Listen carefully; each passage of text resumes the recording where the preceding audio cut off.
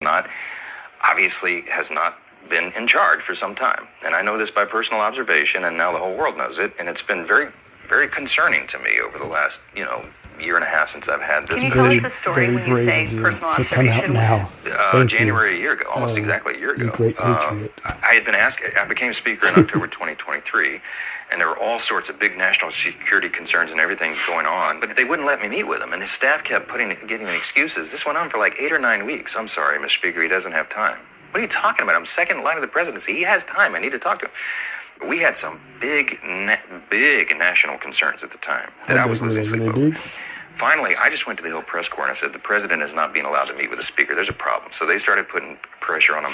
They finally relented. They invited me to the White House. I show up and I realize it's actually an ambush because it's not just me and the president. It's also exactly what it was. Kamala Harris, Chuck Schumer, Hakeem, the CIA director, everybody. And then, so I walked in the Oval and I know what this is. This is they're going to hotbox the speaker on Ukraine funding. That's what it was.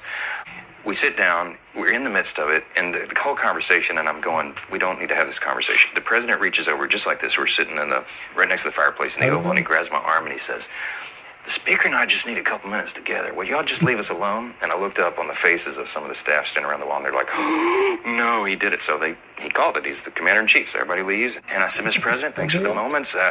This is very important. I got some big national security things I need to talk to you about that I've heard, and I think you know, and what do we do? But first, real quickly, Mr. President, can I ask you a question?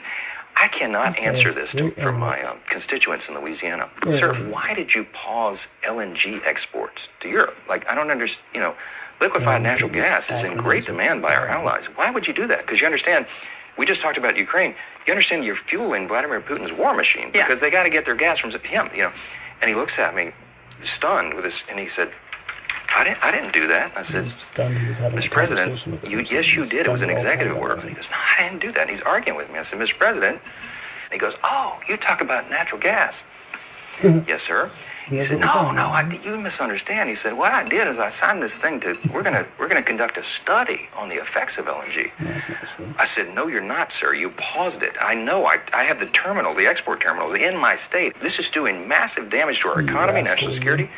It occurred to me, Barry, he was not lying to me. He genuinely did not know what he had signed. And I walked out of that meeting with fear and loathing because I thought, we're in serious trouble. Who is running the country? I don't know who put the paper in front of him, but he didn't know. He's in the twilight years of his life. He is not